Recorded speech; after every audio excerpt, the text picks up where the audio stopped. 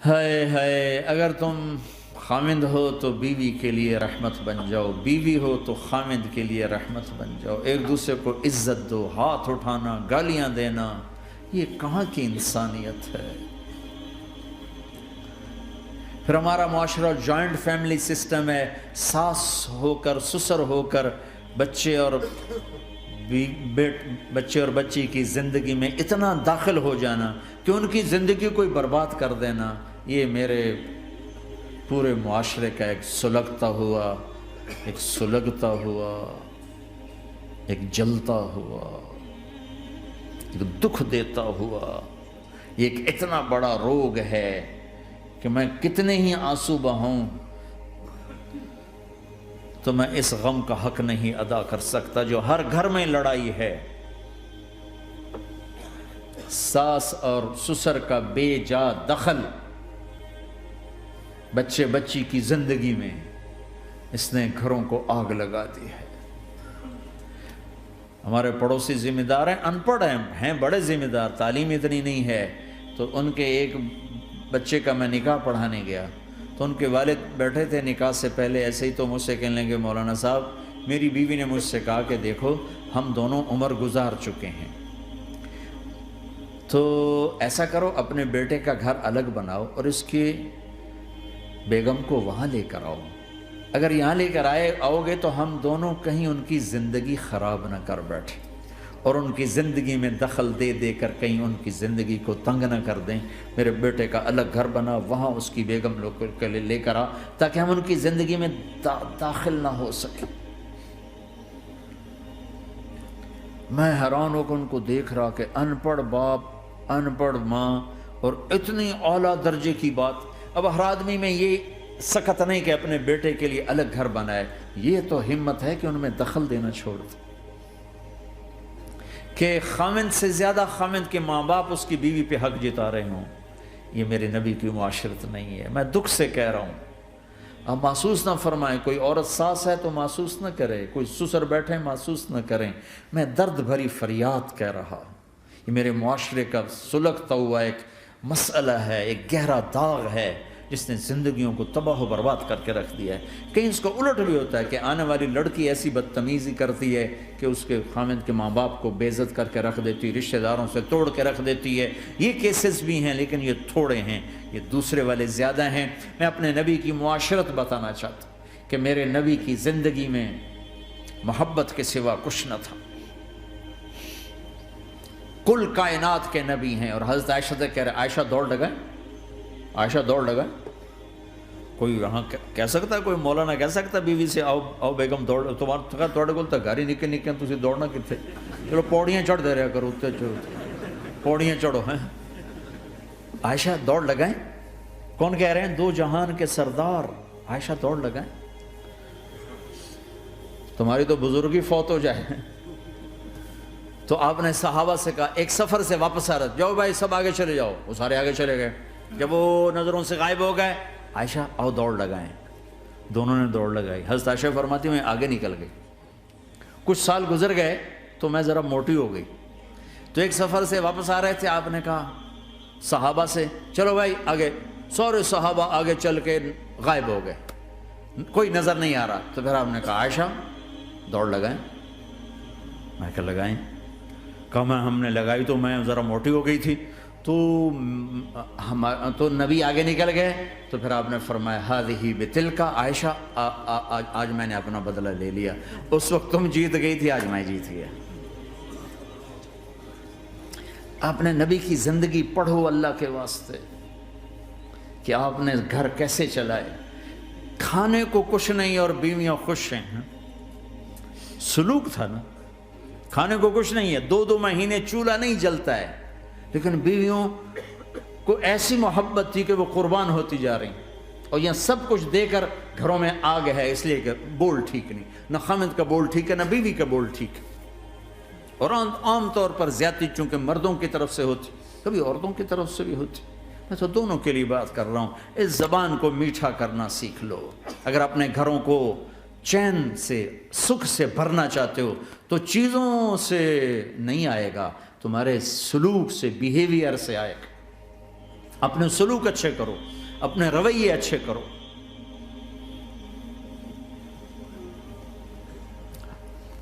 مسجد نبوی میں حبشہ کے لوگ، ایتھوپیا، وہ کر رہے تھے چھوٹے چھوٹے خنجر، اس کے ساتھ نا وہ رقص کر رہے تھے۔ تو حضرت عائشہ کے کان میں آواز پڑے کہ یا رسول اللہ میں نے دیکھنا ہے۔ تو کوئی ہمارے ایسا ہوتا کہتا تو لایا نہیں کرتی، فضول کام دیکھتی، تو نبی کی بیوی کو چل بیٹھ قرآن پڑھ، چل مصلی پہ بیٹھ جا، چل تسبیح پڑھ۔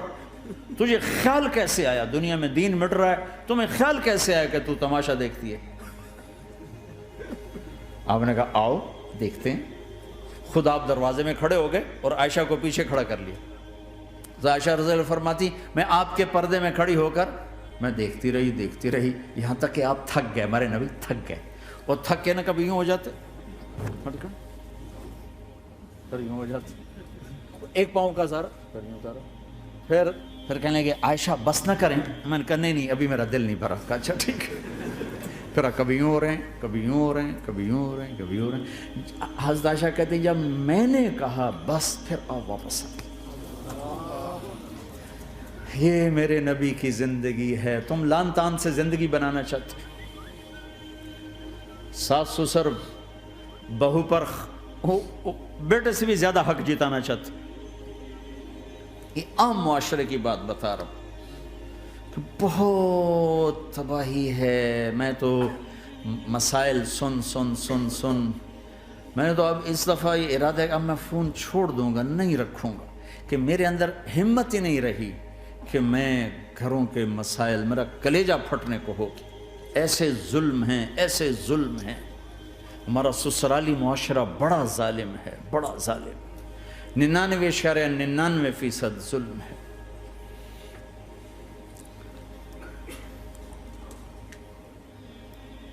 یہاں آنے سے پہلے ایک بچی کی پنڈی سے اس کا فون آیا کہ سسرال نے کہا تھا بچی ہوئی تو طلاق دے دیں گے۔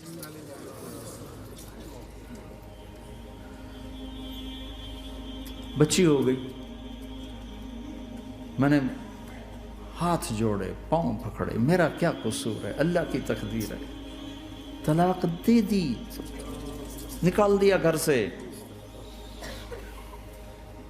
حج میں 2 بچہ بچی ساتھ تھے ابھی میرے حج میں، تو 22-23 سال کا بچہ تھا، اتنی سال کی بچی تھی، تو وہ میرے ساتھ حج میں اکٹھے تھے۔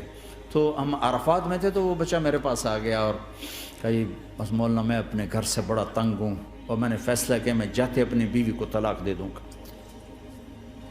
میں نے کہا شادی کتنا عرصہ؟ کہا 3 سال۔ میں نے کہا بیٹا ایسا نہ کرو، میں جب حج سے ہم واپس جائیں گے نا عزیزیہ میں، تو تم دونوں میاں بیوی میرے پاس آنا۔ تو ہم جب واپس گئے تو میں نے پہلے اس کی بچی کو بلایا اور وہ خود ہی ملنے آ گئے کہ میرے کچھ مسائل ہیں۔ پھر اس نے بیچارے نے اپنا دکھڑا شروع کیا، تو کہا جی 1 سال بچہ نہیں ہوا تو میری ساس نے مجھے اتنا ذلیل کیا، سسرال نے، یہ تو بانجھ ہے، یہ تو بانجھ ہے، اس کا تو ہونا ہی نہیں ہے، اور اتنے تانے کہ میرے ماں باپ بھی رو برا حال، میرا رو برا حال۔ پھر آخر یہ ہوا کہ چلو میڈیکلی دیکھا جائے، ٹیسٹ کیا گیا تو فالٹ بچے میں نکلا، میں تو کلیئر تھی، تو پھر میری ساس کی ٹیپ بدل گئی۔ تو تقدیر ہے، تقدیر میں لکھا تھا ایسے ہی، تقدیر ہے، اب تقدیر آ گئی، اللہ کی رضا پہ پہلے اس کو ذلیل کیا ہوا تھا، اور جب بیٹے میں فالٹ نکلا تو اب یہ تو تقدیر ہے، تو اللہ کی رضا پہ راضی ہو جائے۔ یہ چھوٹے چھوٹے مسائل۔ جب میں نے تھوڑی سی ان سے سٹنگ کی تو ابھی میں اس سے فون سے ان ٹچ ہوں کہ کہیں یہ پھر بے وقوفی نہ کر بیٹھے۔ کہا مولانا ہمارا گھر سکھی ہو گیا پر ماں باپ دونوں ناراض ہو گئے۔ میں نے ان کی ناراضگی کی فکر نہ کر، انہیں راضی کرنا تیرے ذمے، تیری بیوی کے ذمے نہیں ہے، تو اپنا حسن سلوک باقی رکھ۔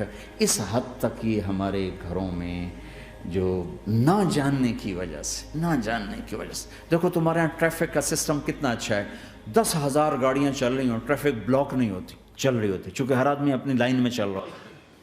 اور ہمارے پاکستان میں 10 گاڑیاں کٹھی ہو کے سر پھنسا کے کھڑی ہو جاتی ہیں، ساری رات کھلوتے رہتے ہیں، راہ نہیں دیتے، کھلوتے ہیں کئی دفعہ او تو ہٹ او تو ہٹ او تو پیچھے ہو 200 گاڑیاں ادھر 200 ادھر.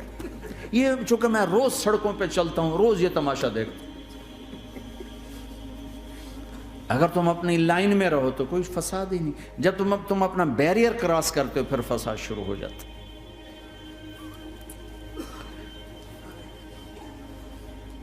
تو بھائیو اپنے نبی کی زندگی سیکھو. ایک سارا کام، چھوٹا سا کام، زبان. غیبت چھوڑ دو، جھوٹ چھوڑ دو، گالی چھوڑ دو، تانا چھوڑ دو، طنز چھوڑ دو، برا بھلا کہنا چھوڑ دو، بلکہ حوصلہ افزائی کرو، تعریف کرو.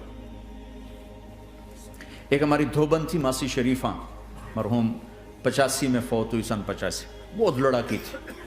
تو وہ آگے ایک دن میری بہن کے پاس کہنے لگی بی بی میری یہ نوہ میں نال بڑا لڑتی آپ تھی، میں نے کوئی تویز دے ساریا میری یہ نوکر بن گیا. تو وہ میری بہن نے ایسے نا ایک کاغذ پر نا وہ کل لکیریں لکونے لگا کے تو ایسے بالکل رول کر کے کہا کہ ماسی شریفہ جب تیری لڑائی شروع ہو نا تو نے یہ تعویذ یہاں رکھنا ہے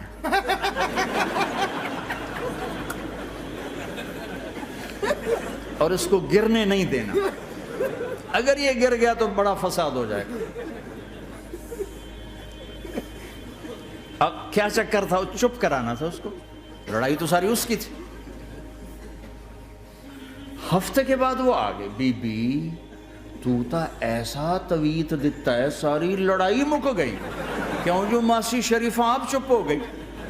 یا وہ شروع ہوتے وہ ایسے کر کے بیٹھ جاتے، لڑائی ختم. تو میں سب کو یہ تعویذ دے کے جا رہا ہوں، جب تمہاری لڑائی شروع ہو تعویذ یہاں رکھ لینا، بولنا نہیں. دیکھنا چند دنوں میں تمہارے گھروں میں محبت کے پھول کھلیں گے.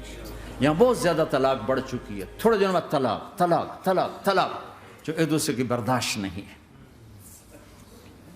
یہ میرے نبی کی زندگی ہے، برداشت کرو.